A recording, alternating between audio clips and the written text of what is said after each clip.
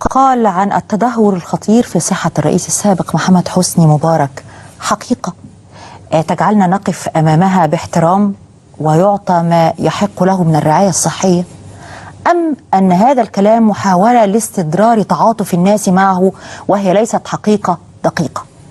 اللي اتقال في الأيام اللي فاتت أنه بين الحياة والموت، وأنه في غيبوبة كاملة، وأنه على جهاز التنفس الصناعي طوال الوقت، إلى أي مدى هذا الكلام حقيقي أم مبالغات؟ عملنا حوار مع محامي الرئيس السابق أستاذ فريد الديب، والحقيقة السبب في عدم عمل الحوار ده على الهواء هو الدواعي الأمنية اللي بيعيش فيها أستاذ فريد الديب، لأنه هو معينة حراسة له، والحراسة هي اللي بتقول له مش المفروض أن أنت تطلع في برامج على الهواء مباشرة، يعني دي دواعي أمنية. سجلنا مع أستاذ فريد الديب جزئين، جزء له علاقة بالجزء اللي بتكلم فيه بخصوص صحة الرئيس السابق، والجزء الآخر له علاقة بقرايته لحيثيات الحكم اللي صدر مؤخرا. الجزء الأول طوله تقريبا 40 دقيقة، والجزء الثاني برضو نفس الطول حوالي 40 دقيقة. هنعرض الجزء الأول النهاردة والجزء الثاني غدا بإذن واحد أحد.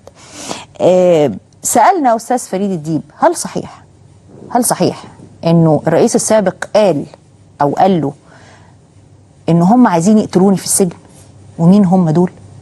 سألناه لو إنه فعلا الحالة حرجة لهذه الدرجة، هل كتب مبارك وصيته، سواء كانت وصية مالية أو معنوية أو أدبية أو تاريخية أي حاجة؟ هل كتب مذكراته؟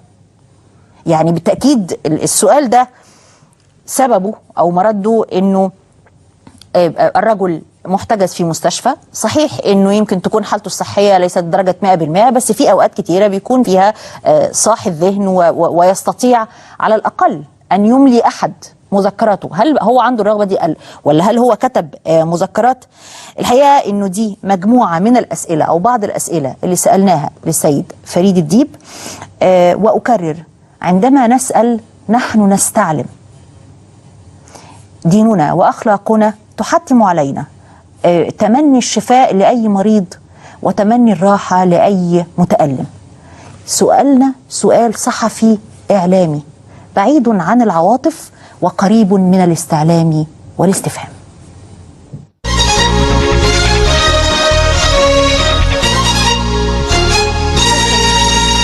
محامي الرئيس السابق مبارك، حوارنا النهاردة بالأساس له علاقة بالأخبار المتكررة عن تدهور صحة مبارك في السجن، والحقيقة أن كل الأخبار عن صحة الرئيس السابق مبارك مجزأة ومتضاربة.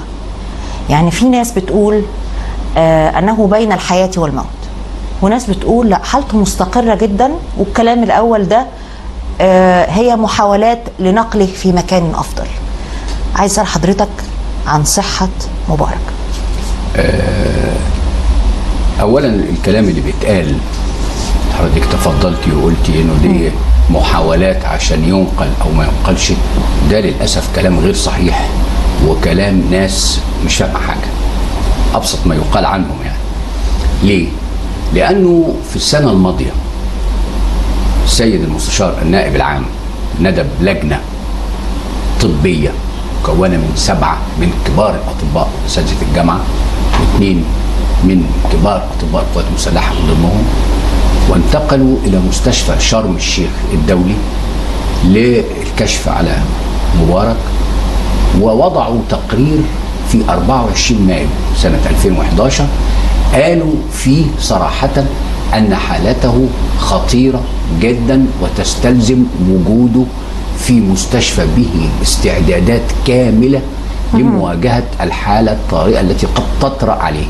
ووصفوا الأمراض الخطيرة بتاعته بالتفصيل فيما يتعلق بانسداد الشرايين الثباتية، فيما يتعلق بالذبذبات الأذينية والبطينية في القلب، فيما يتعلق بكل المضاعفات اللي ممكن تحدث، خاصة وهو سنه كبير، يعني سنه الآن أكثر من 84 سنة في السنة دي، السنة اللي فاتت كان أكثر من 83 سنة. بناء على هذا التقرير ظل مبارك في مستشفى شرم الشيخ حتى حان موعد أول جلسة من جلسات المحاكمة. كانت يوم 3/8. هذا التقرير كان موجود تحت نظر المحكمة، والمحكمة من تلقاء نفسها عشان قالت أنا هتابع جلسات المحاكمة على التوالي، أمرت بإيداعه المركز الطبي العالمي التابع للقوات المسلحة، ويتم التحفظ عليه هناك بناء على هذا التقرير اللي كان موجود تحت نظر المحكمة. وظل مبارك يعالج في هذه المستشفى ومتحفظا عليه، يعني سجن برضه لمدة 10 أشهر، 10 أشهر كاملة، وهو موجود هناك. حتى في آخر يوم من جلسات المحاكمة كانت جت توصية من لجنة من لجان مجلس الشعب انه ينقل الى طرة، والمحكمة رفضت هذا الكلام. وانا يوميها قلت ده تدخل في شؤون السلطة القضائية على التفصيل اللي هو كان بناء على مذكرة النيابة. معلش، اصل كان النيابة كانت بعت مذكرة بنقله الى طرة. يا فندم النيابة ما كتبتش، ملهاش دعوة. النيابة وصلت الجواب للمحكمة. طيب لأن أنا بقول اللجنة هي اللي خدت هذا القرار بتاعت مجلس الشعب وأرسلتها إلى النيابة، والنيابة قدمتها في الجلسة، يعني مش بناء على طلب النيابة. النيابة قدمت هذه التوصية في الجلسة، وأنا علقت عليها التعليق القانوني الواجب. ده تدخل من السلطة التشريعية في شؤون السلطة القضائية، باعتبار أن قرار إيداعه المستشفى المركز الطبي العالمي أصلا صادر من محكمة، فكأنك أنت تطلب من المحكمة العدول عن القرار. ليس لمجلس الشعب هذا الحق. وانتهت طب ده في الماضي. احنا بنتكلم في اللحظة دي. والمحكمة انت تقييمك يعني هل صحيح؟ هل صحيح في هذا العلاج. يوم صدور الحكم ايوه فورا نقل الى طرة دون ان يكون هناك تقرير طبي يناقض او يناهض او يعدل من التقرير الاصلي الذي بقي في الاوراق كما هو بتاع 24 مايو 2011. كان من نتيجة هذا هم انه راح على المستشفى بتاعت مزرعة طرة. المستشفى طلع انها غير مستعدة اطلاقا، ما فيهاش لا اجهزة. طيب قبل ما ندخل في الجزئية دي يا استاذ فريد، لانه دي تفاصيل هنوصل لها. احنا امبارح كان في اشاعة انتشرت بقوة جدا عن وفاة مبارك. لا دي غير استمرت ساعة وبعد كده تم نفيها. طيب انا دلوقتي بسأل استاذ فريد الديب. أيوة. لانه احنا عندنا بالتأكيد مصادر. أيوة. في مستشفى السجن وفي السجن، وهقول لحضرتك قالوا لنا ايه، وحاولنا نحدث معلوماتنا قبل الحوار ده. انما في النهاية انت ممن يزورون مبارك، وتقدر تقول انت شايف مدى خطورة الحالة قد ايه يعني. بالظبط. عايز اسمع عايز انبه بس حضرتك يا فندم ان الاشاعة اللي دايما تقال حول وفاة مبارك ما كانتش اليومين دول بس، ده من السنة اللي فاتت كل يوم والتاني وحد يطلع لنا بإشاعة، كل يوم والتاني حد يقول وفاة مبارك ويطلع كلام غير صحيح. وكتير كنت اسال له ازاي يا اخوانا، ده انا كنت عنده امبارح، ده بقى في لو في حاجه كنت عارف. انت كنت يعني عنده اخر مره امتى؟ يوم السبت اللي فات. السبت من يومين. يوم السبت اللي فات. يعني يوم 9. يوم 9 بالظبط. احنا النهارده الثلاث، يعني يوم السبت اللي فات انا كنت عنده. اول مره اشوفه كان عنده قدره على الحوار والتواصل. وقلت لحضرتك والكلام ده انا قلته، وانا لما رحت بعد ان جاءتني الاخبار انه هو اولا ما بيثقش في اي طبيب هو ما يعرفوش. في نفس الوقت هو طلب الدكاتره اللي كانوا بيعالجوه، على ما راحوا كان فات 3 ايام فاكتشفوا انه ما فيش اي استعداد لمواجهه الحاله، ولا في ناس مدربين، ولا في الاجهزه المطلوبه، ولا كان في اكسجين، ولا كان في اجهاز اشعه، ولغايه دلوقتي كمان ما فيش تحليل، معمل تحليل. ودي كلها حاجات ضروريه جدا لما تيجي تقول لي CCU في العنايه المركزه في الحالات اللي زي دي. مش معقول. وبعدين كمان مش بس تبقى في اجهزه، لازم في ناس تشغل الاجهزه وتعرف تقراها وتعرف الى اخره. انا بعد ما قعدت معاه، انا قعدت معاه حوالي ساعه ونص. خلال الساعه ونص دي غاب عن الوعي 3 مرات. 3 مرات. ويفيق، يغيب عن الوعي ثم يعود ويفيق. كلمة الغياب على الوعي يعني حضرتك بتقولها مجازا ولا ده تقرير طبي يعني مفهوم؟ يا فندم كل اللي بيقولوا لحضرتك ده بقى، انا جاي لحضرتك كل ده بقى الدكاتره كاتبينه في التقارير. وقالوا هم بقى بيقولوا ايه في تعبير كده، يعني لما يتقال كده للناس يقول لك الله، طب ما يبقى ما فيش حاجه. يقول لك الوضع لحظه ما بيكشف الوضع الان مستقر. مستقر مش معناها انه شفي وخف وبقى عال والحمد، لا. مستقر يعني الان ما حصلش تطور سيء بعد المره السابقه، يبقى اسمه استقر الوضع، لكن ممكن يعني يتدهور بعد نص ساعه، ولذلك بتلاقي بس مستقر يعني ما فيش خطوره لحظيه. لا لا لا لا لا مستقر لا، يعني مفيش خطوره لحظيه. بس الدكتور كاتب بقى او الدكاتره الاطباء المتخصصين لما تقري بعد السطر الاول بيجي هو يقول الحاله الان مستقر، ده اول سطر. كملي بقى بقيه العباره، كملي بقيه التقرير، يقول ولكن الحاله تنذر بمنتهى الخطر فيما لو كيت وكيت وكيت، تقرير بقى قد كده. واخد بال حضرتك ازاي؟ بيسيب بقى اللي قد كده ويمسك السطر مستقره دي، فيوهم الناس انه مستقر يعني بقى عالي العال. لا، ومش عالي العال ولا حاجه. طب هل هو على جهاز تنفس صناعي؟ بيحطوه على جهاز تنفس صناعي بالليل، لانه هو نتيجه زي ما بقول لحضرتك ان التضخم اللي حصل في القلب خلال الاسبوع اللي قعدوا في المستشفى، انه مستشفى السجن منطوره، انه مع وجود الذبذبات الاذينيه والبطينيه حصل تضخم في القلب، فبدا يعمل ميه على الرئه. ميه على الرئه دي بتعمل ضيق في التنفس، فلازم ده يسعف بالاكسجين والى اخره، وفي نفس الوقت ساعات ما يقدرش يتنفس، فهم من باب الاحتياط بيروح حاطينه على جهاز التنفس الصناعي. احنا لما سالنا وطبعا مش لازم اكشف عن مصادرنا على الاطلاق، بس احنا عرفنا، لانه برضو بص يا استاذ فريد، أيوة احنا ما حدش فينا يعني على يقين، ما حدش فينا دخل، وما فيش حد فينا دكتور يقدر يعني يجزم بمدى خطورة الحالة من عدمها. إنما في النهاية هذا رئيس سابق في أجواء ملبدة، الكل مهتم بهذه المسألة، فبنسأل. احنا سألنا وعرفنا من مصادر موثوق فيها انه لم يوضع على جهاز التنفس الصناعي الا مرة واحدة من ساعة ما راح سجن طرق، مرة واحدة لساعات، ثم رفع من على جهاز التنفس الصناعي. انت حضرتك انا قلت حاجة غير كده ولا حاجة؟ حضرتك بتقول انه بالليل لا، ما انا قلت لحضرتك يوميها اللي حصل، لما حصل انه حصل له الاختناق بالليل، حطوه على جهاز التنفس الصناعي طول الليل، مرة واحدة طول الليل، عشان يقدر يحسن التنفس شوية ويأمن انه بالليل، لانه هم كمان ما عندهمش استعداد لمواجهة مثل هذه الحالة لو حصلت الأزمة. اختصار الأمر عشان حضرتك قلتي لي الوقت وبتاع، مبارك حالته الصحية متردية وسيئة جدا، وهو رجل يستحق مننا كإنسان أولا، وكضابط كبير في القوات المسلحة، وكقائد وبطل من أبطال حرب أكتوبر. اركني بقى رئيس الجمهورية دي على جنب، كإنسان في هذه السن يجب أن يلقى العناية الواجبة بأن نوفر له المكان المناسب، شأنه شأن غيره ممن في مثل حالته وفي مثل سنه وفي مثل ظروفه. أستاذ فريد الديب، خطورة حالة الرئيس السابق مبارك هل هي خطورة صحية أم نفسية؟ احنا عرفنا، أو خليني أقول حضرتك صرحت لوكالة وقلت ان هو قال لك مباشرة عايزين يقتلوني في السجن يا فريد. ايوه حصل.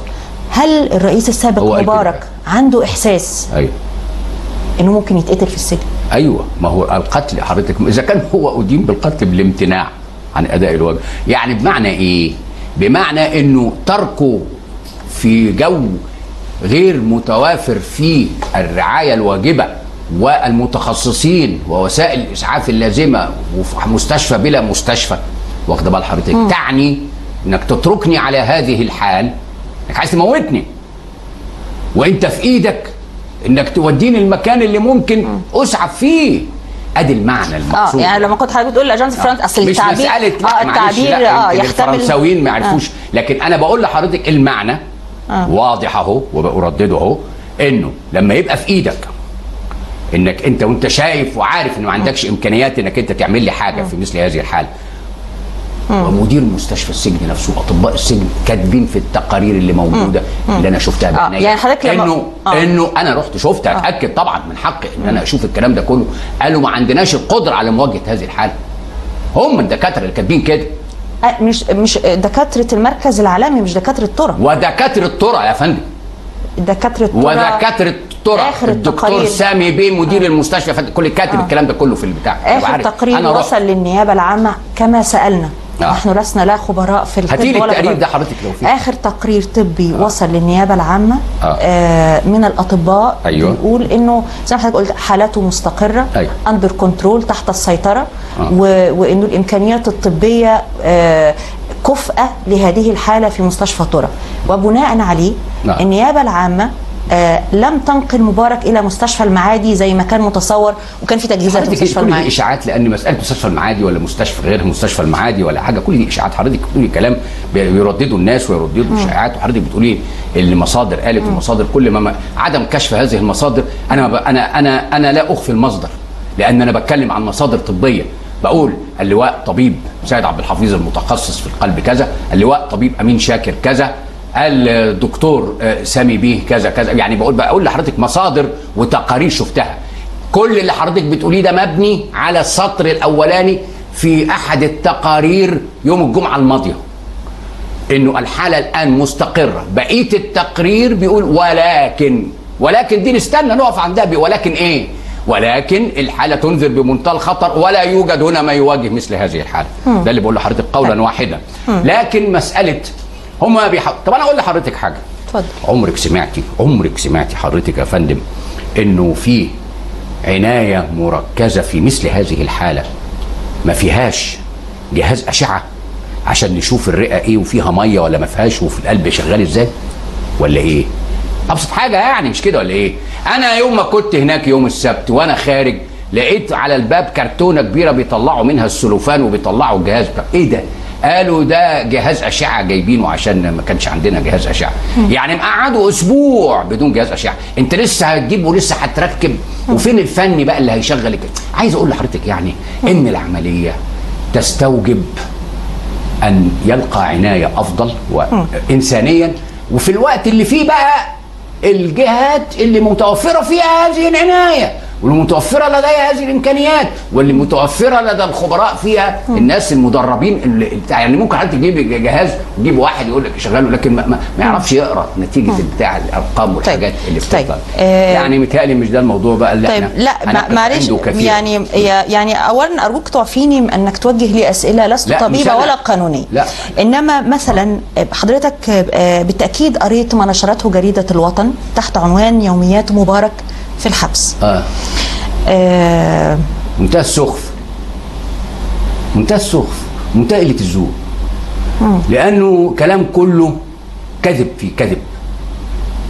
أنا بقول لحضرتك يعني أنا طبعا ما كنتش جبت جورنال ده ولا شفته، إنما لما جبت قريت وبتاع، وأظن سئلت أنا من أستاذ عمرو أديب امبارح في المسألة دي، وبيقول لك إن في صورة التقطت لمبارك في الغرفة الملحقة بقفص الاتهام المحكمة وهو واقف على قدميه. واحنا قلنا انه ما بيقفش على قدميه، لا بيقف على قدميه، وهو كل واحد يقف على قدميه يبقى سليم ولا في عنده امراض كامنة تنذر بمنتهى الخطورة؟ ما في واحد بيقف على قدميه ويطب ساكت، فمش مسألة واقف على قدميه، ده واقف لما بينزل من المحفة بتاعت الطيارة بيتحط على محفة اخرى. ايه دي فيها ايه؟ او لا مؤاخذه يعني بعد اذن حضرتك، يعني واحد نازل رايح دورة الميه، ما بينزل يروح دورة الميه فبيضطر يقف وحد يسنده وحد يعمله. انا لما كنت بزوره في المركز الطبي العالمي كان لما بيحب يروح دورة الميه بيجي حد يسنده او انا اسنده لغايه الباب واسيبه يتكسف حد يخش معاه. بس انا لما كنت برجع لحلقات يوميات مبارك في الحبس اللي في جريدة الوطن كان في بعض الجمل اللي ممكن يبقى لها سياق في حوارنا دلوقتي. كمثل مثل لما اتكتب في الحلقة الثانية اعتقد انه مع اولى جلسات المحاكمة جمال مبارك قال للطبيب، قال له ما تكتب لنا تقرير كده عشان يعفي بابا من الذهاب الى المحكمة الا في حالات استجوابه هو شخصيا، يعني لما تبقى جلسات هو مش هيسأل فيها او ما تخصوش ما يروحش. دي جملة جت في حلقة من الحلقات، في حلقة خليني اقول لحضرتك اللي ملايين قريته يعني. في حلقة تانية لا، ما هو الملايين تقرا ما تقرا يعني، ما بتقرا كلام مكتوب كذب يعني، ما تقرا. في حلقة تانية اتقال انه كمان السيد جمال مبارك وهو محبوس على ذمة نفس القضية التي برئ منها في الحكم النهائي يعني كمان طلب من الأطباء أو بعض الأطباء قال لهم ما تعلقوا شوية محاليل على الشيزونج أو على السرير الطبي يعني عشان يدخل بيه القفص. وهنا اعترض علاء يعني انا كل ده من عشان رسم الصوره يا فندم. فعلاء قال نصا لا كده يبقى اوفر، لا ومنظره مش هيبقى حلو. عايز اقول لحضرتك حاجه، كل ده سخف وقله ذوق وعيب ان يتقال مثل هذا الكلام لسبب بسيط. لو اللي بيفبرك الكلام ده بيفهم وانا مش عارف ازاي اجازها يعني الاستاذ مجدي الجلاد كان عرف. لكن ما هو لما يعني اذا كنت كذوبا فكن ذكورا، ما خدش باله انه في احدى جلسات المحاكمه الاولى المحكمه امرت بالنداء على رئيس الفريق الطبي المصاحب للرئيس، فتقدم قلت له اسمك؟ قال انا العقيد طبيب فلان الفلاني. تشتغل فين؟ قال في المركز الطبي العالمي. تخصصك ايه؟ طب الحالات الحرجه. انت لوحدك ولا معاك حد؟ قال له معايا 2 زملاء مساعدين ليا. قال له طيب دلوقتي بتدخلوا لنا الراجل على السرير، ممكن بدل ما يدخل كده على سرير ممدد عليه يقعد على كرسي بعجل برضه وتزقوه كل حاجه؟ قال له مستحيل. قال له ليه؟ ده مين اللي بيقول له؟ سعاده المستشار رئيس المحكمه وثابت في محاضر الجلسات. قال له لانه هذا السرير متوصل بيه الخراطيم والاسلاك واللوازم اللي نوصلها للاجهزه لاسعافه عند الاقتضاء اذا فاجئته الحاله كده.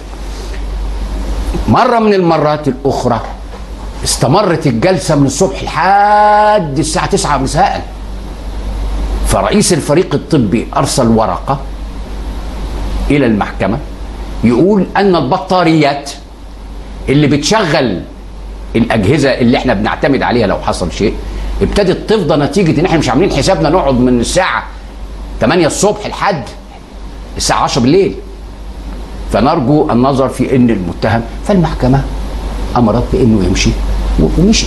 يعني الكلام سخف ان تيجي تقولي لي ده في صوره ظهر فيها مصورينه واقف على رجليه. بيقف على رجليه، لكن يا عيني لما تشوفيه بقى لما يجي يمشي مثلا قاعدين يدربوه على المشي ولازم يسند، لازم حد يسنده او هو يسند على حاجه عشان يمشي، لانه الوقت وصل الحاله تدهورت لدرجه انه مش بس خشونه الركبه دي بتيجي لكبار السن كلهم وبتيجي خصوصا للستات لما يتخانوا شويه ولا حاجه، والرجاله وكمان خشونه الركبه دي حاجه. لكن بقى المشكله عنده ان الدم ما بقاش يوصل للاطراف، ودي من مضاعفات برضو الحاله القلبيه بتاعته اللي مضاعفات السن ربما. افندم مضاعفات السن حضرتك بتقول انه 84 لا مضاعفات السن خشونه الركبه، لكن عدم وصول الدم للاطراف بالقدر الكافي. طيب دي مشكله اخرى لها علاقه بقوه ضخ القلب. هرجع للسؤال الاصلي استاذ فريد اللي بالتاكيد لا يغير لا من مسار القضيه ولا من مسار قرار النيابه او المحكمه على الاطلاق. أيوة. انما برضو للعلم بالشيء. أيوة. ما تسميه انت حاله حرجه للغايه، هرجع واسالك صحيه 100% ولا نفسيه 100%؟ يعني وصل لنا انه يوم او ساعه ما المروحيه هبطت في ايوه حتى النفسيه ساءت قال عباره، قال احنا ما كناش متفقين على كده. لا ما قالش كده، لا ده كلام سخف. يعني حد كان راكب جوه الطياره، ده كلام فارغ. هو سال قال الطياره نزلت فين؟ وهو قال لي انا هو كطيار قال لي انا يوم رحت له قال لي لاحظت ان الطياره لفت لفه بطريقه غير معتاده، ففهمت انها بتغير اتجاهها. ده طيار يعني لا مؤاخذه يعني، واحنا لسه ما قبل ما نتولد. فسال فقالوا احنا متجهين الى يعني حالته الذهنيه والعقليه متقده، اللي ياخد باله من ده طبعا يعني اذا طبعا احنا ما بنقولش انه حاله مستمره على طول وانه بيغيب عن الوعي على طول، ودي ما قلناهاش خالص. لكن هو لما ادرك هذا طبيعي بقى انه مش فاهم ايه اللي حصل ليه. طب يعني ده حتى لوازمه وادويته وكل اللي لازم لعلاجه سابوا الصبح يوميها في المركز الطبي العالمي. طب ادوني فكره اجيب الدواء بتاعي معايا، اجيب اللوازم، مين هيجيب لي الحاجات دي؟ اما انت واخدني كده على طول وهتنزلني جوه طوره. ادي اللي حصل يا فندم، دي ادي اللي حصل مش اكتر من كده. لكن انه هو حضرتك بتقولي ده حد قال وقال احنا ما اتفقناش على كده، ده كلام يعني واحد بيفترض انه بيشتغل شغل عصابات يعني. احنا ما اتفقناش على كده يا معلمي والبتاع، لا ده كلام ما يتقالش يعني، عيب، ده كلام واحد واخد له ما اعرفش ايه. لكن لا، بقول لحضرتك غير صحيح، الكلام كتير. هل صحيح ان وكل واحد ده اذا كان في برنامج من الجرايد الكبرى كانوا الرئيس في المستشفى في شرم الشيخ وابقى قاعد معاه ولا يبقى بتاع مش عارف ايه، يقولوا اجي ورا الكلام ده.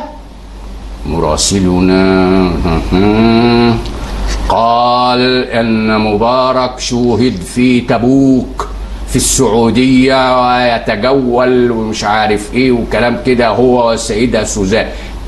يا خبر اسود يا جدعان، ده انا كنت قاعد مع الراجل في المستشفى بغرفه العنايه المركزه، سخف كتير. كل ده بقى محصلته في النهايه مش انا اللي كتبت ولا انا اللي قلت بقى، قالوا احد الاعلاميين الكبار مدير عام تحرير جريده الجمهوريه الاستاذ العظيم محمد ابو كريشه، وكتب في هذا الخصوص عن دور الاعلام في تضليل الراي العام وبث افكار غير صحيحه في اذهان الناس، حتى ان عنوان هذا المقال اذكره كويس قوي سماه اعدام الاعلام، وحمل الاعلام المرئي والمسموع والمقروء مسؤوليه انه تسخين الناس بتضليلهم بحاجات غير صحيحه والى اخره. فاللي بيحصل لما يجي برنامج كبير ويكتب هذا الكلام يقول يا اخوانا ما حصلش، وبعدين ايه مش مره وسكت، اكتر من مره. طيب استاذ فريد ديب، حضرتك تعي تماما من خلال خبرتك الحياتيه حتى مش القانونيه والسياسيه العامه. انا ما جاوبتش على فكره على السؤال الاولاني اللي حضرتك بتقولي نتيجه اللي حضرتك سالتيني. طيب انا هرجع ان الحاله النفسيه الطب الحديث بقى ايه يقول لك ايه، ان الحاله الجسميه حاله جسميه، ولكن الحاله النفسيه للمريض تضاعف او تحسن من الحاله الجسمانيه، المرض الجسماني. يعني المريض اللي عنده مرض جسماني، ودي بيعملوها في امراض اللي عندهم سرطان زي مبارك برضه، انه لما تحسن حالته النفسيه تجعل له امل في الشفاء، ويبقى عنده ثقه في الطبيب المعالج وثقه في العلاج اللي بيتعاطاه، بتحسن من روحه المعنويه. ثبت علميا في الطب الحديث ان دي اللي بترفع الروح. هل طلب مقابله المشير او وزير الداخليه؟ لا لا لا لا، لم يحدث. هل طلب مقابله اي شخصيه اخرى؟ لا يا فندم اطلاقا، هو لا يطلب ابدا غير انه هو يشوف محاميه، وانا رحت يوم السبت بناء على طلبه. طيب كنت بقول لحضرتك وضع الرئيس السابق مبارك ما هواش الوضع اللي ممكن الكل يتفق عليه بدرجه 100%. تدرك تقصدي ايه حضرتك بالوضع؟ بمعنى الوضع يعني؟ الوضع العام للبلد، الوضع السياسي، القضايا المنظوره. يعني هناك من يتعاطف مع سنه، هناك من يتعاطف مع جزء من تاريخه، وهناك من لا يتعاطف ابدا طبعا. لا مع سنه ولا مع تاريخه، ويعتقد انه يجني اقل مما يجب. فاحنا بنتكلم في حاله يعني جدليه ما هياش 100%. الكلام اللي حضرتك قلتيه ده قاله لي امبارح الاستاذ عمرو اديب، وقال لي هناك من يقول يا اخي اهو بيجرى له جزء من اللي عمله هو. الكلام ده اللي اسمه الصحيح اسمه الشماتة، والشماتة من أحط ما يوصف به الإنسان. والرسول عليه الصلاة والسلام قال لا تظهر الشماتة لأخيك فيرحمه الله ويبتليك. يعني حضرتك عايز تقول انه قرار المحكمة بنقله الى السجن وحكمها بالمؤبد وقرار النيابة بعدم نقله هذا نوع من الشماتة لا العدالة؟ انت حضرتك مش فاهمه الكلام اللي انا بقوله ولا ايه؟ لا حضرتك انا ما قلتش لا جبت سيرة المحكمة ولا جبت سيرة النيابة. انا برد على حضرتك بتقولي لي في ناس طيب بيقولوا ان اللي فيه ده جزء ما جبت لي سيرة المحكمة ولا بتاع. في ناس بتقول، في ناس متعاطفة معاه وتقول يا اخوانا ده راجل كبير ما يصحش كده، وفي ناس بتقول لا يستاهل. ده السؤال بتاع حضرتك، فانا برد عليه بحديث الرسول عليه الصلاه والسلام. اما المحكمه فقد اصدرت حكمها، المحكمه خلاص دورها انتهى وانتهى بقى في مرحله الطرح. طيب خلينا نقول ان سيره النيابه خلينا نقول ان هناك تعاطف وشماته من وعداله من المحكمه وعداله. يعني ما حدش يقدر يجزم في اللحظه دي. يا فندم حضرتك تقول عليها دي احنا لا نناقش فيها. يا استاذ فريد، يا استاذ فريد، كل اللي بيتفرج علينا دلوقتي مدرك تماما ان محامي الموكل ايا كان موكله مين يحاول ان يحصل له على افضل الظروف. فالكل فاهم انه استاذ فريد الديب مش هيقول حاجه غير انه يحاول يحصل لموكله على افضل الظروف. كل اللي بيتفرج فاهم ده. فمش هندخل في جدل عقيم يعني في النهايه. يعني عشان انا بحاول احصل لموكلي على افضل ده يا فندم ده حقك وحقه. انا احاول ان احصل لموكلي على افضل الظروف في شان الاتهامات التي تنسب اليه. اما فيما يتعلق بقى بالحاله الصحيه وفيما يتعلق بالكلام والشماته والناس الشمتانين والناس اللي تجردوا من الاخلاق القويمه في الابتعاد عن الشماته والابتعاد عن الكلام اللي زي بقول لحضرتك عليه ده اللي نهى عنه الرسول عليه الصلاه والسلام. اظن بقى دي مساله ملهاش علاقه انا بعملي كمحامي، وانما كانسان وكراجل عايش في الدنيا وكراجل عايش في المجتمع وكل حاجه. لكن بقول لحضرتك انا كمحامي بقى يعني طيب ما هو الرئيس كان موجه له 4 تهم، خد في 3 براءه وأدين في واحده. كويس، وأدين في واحده بيضرب تعظيم سلام للحكم. لكن حتى الان احنا لسه في مرحله كتابه اسباب الطعن. نعم. ودي مساله لا استطيع ان افصح عنها ولا اناقش فيها. انما تعليلي بقى في دور الاعلام يا فندم، في دور الاعلام. ما حضرتك طبعا انا قاعد حضرتك احنا بنتكلم وزي ما حضرتك اتفضلتي وقلتي انا مش بستجوب يعني، انا مش متهم عشان استجوب يعني، انما انا دوري اوضح يا فندم لسيادتك وللساده المشاهدين ما يعوضهم عن التقصير الجسيم طيب في دور الاعلام في شرح الحكم. الناس مش فاهمه عن ايه الحكم. طيب هندخل في الجزء دي يا استاذ فريد. انا عايز اسال حضرتك سؤال تاني. هل كتب الرئيس السابق مبارك وصيه؟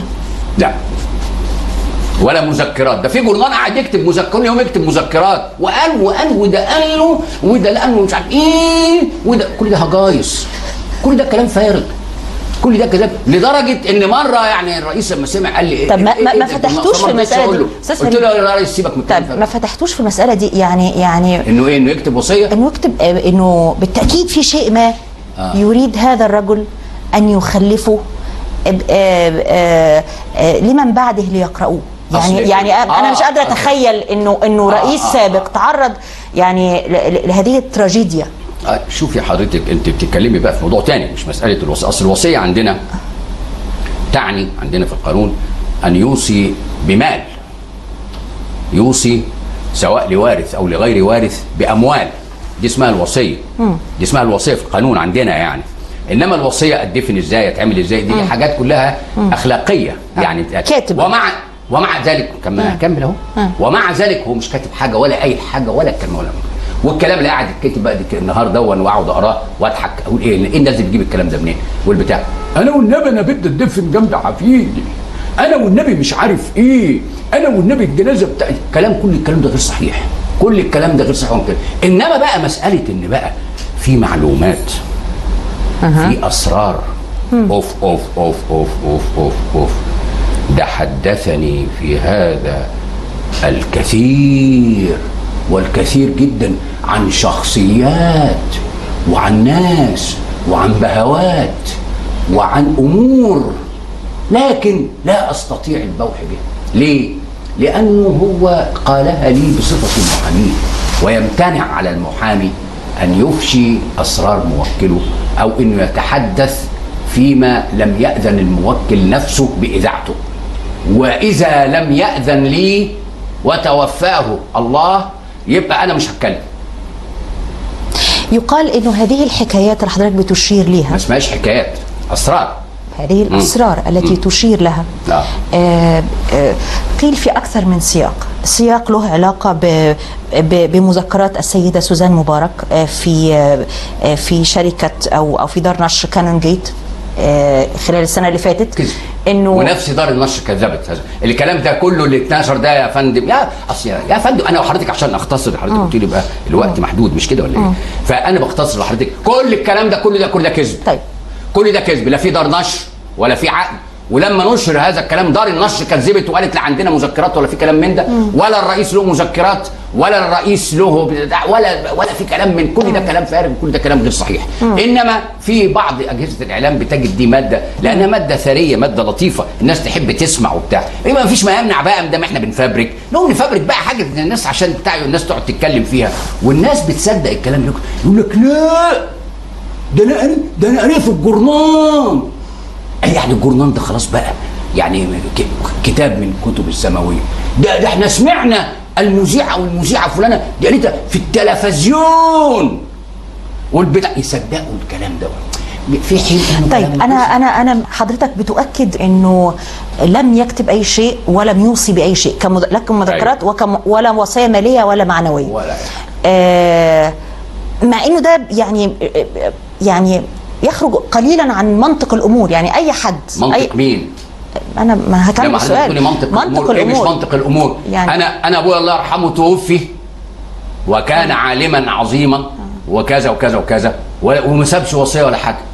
ايه منطق الامور في دي؟ ومش كل الناس ده هم بيوصوا الناس حتى يا استاذ فريد زمان حلمي حضرتك زمان هقول لحضرتك زمان كانت رحله الحج خد بال حضرتك رحله قاسيه جدا، الناس كانت تروح ماشيه او تروح بالركوب على الجمال. استاذ فريد والد حضرتك فلذلك رحمه الله واعزه واجله لم يكن رئيسا لجمهوريه مصر العربيه لمده 30 سنه، لم يكن رئيسا قامت ضده ثوره، لم يكن رئيسا خرج من كرسي الحكم الى كرسي المحبس. يا فندم اسمعيني انا عايز اقول لحضرتك حاجه، حكايه الاصل حضرتك بتقولي تعبيرات خطيره، يعني تقولي لي مثلا ايه ان ده لا يتفق مع منطق الامور، اقول لك لا يتفق يعني مع منطق الامور انه ما عملش وصيه. اصل حضرتك يعني حضرتك ما حاولتش تقنعه تقول له يعني لازم يحج له اكتب وصيتك. ايوه مظبوط يا فندم انا وبيوصل حج انه يكتب وصيته على اساس كمان انه الانسان عموما عموما لا الانسان ما يعرفش هيموت امتى ولا في ابي اي ارض يموت. يا استاذ فريد مغزى السؤال ما تعملش كده. مغزى السؤال لا تكذيب كلامك ولا التاكيد عليه، مغزى السؤال هو انه هل مثلا شخص زي الرئيس السابق مبارك ما لقاش محاميه فريد الديب او زوجته او ابنائه او اقاربه يقولوا له انت لازم تكتب مذكراتك، انت لازم على الاقل في يوم، يعني هو ده مغزى السؤال انه بالتاكيد لا ما لقاش، ما حدش مننا طلب منه كده وهو ما عملش خلاص. ما حدش ولا انا قلت له ولا زوجته قالت له ولا اولاده قالوا له ولا اي حد ولا حتى الراجل اللي بيجي ينظف الاوضه الصبح قال له الكلام ده، ما حدش قال له، هو لا كتب ولا يعني اختصار. طب كان ايه الهدف؟ يعني اكيد في ما عملش وصيه، ما بيعملش وصيه. في فرق بين الوصيه والمذكرات، انا بتكلم على ولا مذكرات ولا مذكرات. لا رفضه ده بناء على ايه؟ مش مساله رفضه، هو ما عملش. ومين ده اللي يملك يقول له ما تكتب مذكرات؟ مين ده اللي انا اقدر اجي اقول لحضرتك ما تكتب لنا مذكرات كده امبارح عملت ايه وكلت ايه وعملت ايه وسويت ايه وقابلت مين وعملت ايه؟ ما يحصلش الكلام ده. لا مش رئيس الجمهوريه يا استاذ فريد. لا لا لا لا لا, لا. طيب خليني هو مين يعني مش اي رئيس جمهوريه. طيب خليني انا الرئيس جمال عبد الناصر رحمه الله عليه الزعيم الخالد الذكر ده كتب مذكرات؟ مات فجأة. ما هو كل انسان ممكن يموت فجأة، والرئيس السادات ما هو مات فجأة برضه يعني. لا بس هو لا كتب لا رئيس السادات كتب مذكراته، رئيس السادات كتب مذكراته. مرض الموت بقى ده موضوع طيب طيب انا الحقيقه كان الغرض من الحديث عن المذكرات هو ربطها ببعض التصريحات اللي اتقالت في فترات سابقه انه تم التلويح سواء على لسان الرئيس السابق مبارك او السيده سوزان ثابت انه الاسرار اللي موجودة عندهم اللي ممكن تأذي ناس كتير أو تفضح ناس كتير ممكن تستخدم ككارت ضغط للحصول على ظروف أفضل لمبارك. ده كان المغزى من ده. مغزى إيه؟ يعني مين يعني ده مش وارد خالص يا فندم. بقول لحضرتك ده كل دي أكاذيب وأكاذيب حقيرة، لأنه معنى ذلك بيستعدي ناس آخرين على إنه بقول لك الكلام ده غير صحيح أساسا، ولا إنه لا بقول لك ايه بقى ده انا عارف عنك بقى وبتاع على النعمه، انت لو مش عارف هنا راح اقول وراح اعمل وبتاع انا او يجي على واحده انا شفتك بقى مره بقى وبتاع مش عارف الكلام ده شغل، ده شغل حواري يعني، مش ما فيش كلام من ده يعني. ولا مؤاخذه خليني اقول لحضرتك حاجه يعني، الرئيس مبارك رجل على خلق وعلى خلق كريم، ولم اسمع منه لفظا أو ذما حتى ممن عاداه ويعاديه.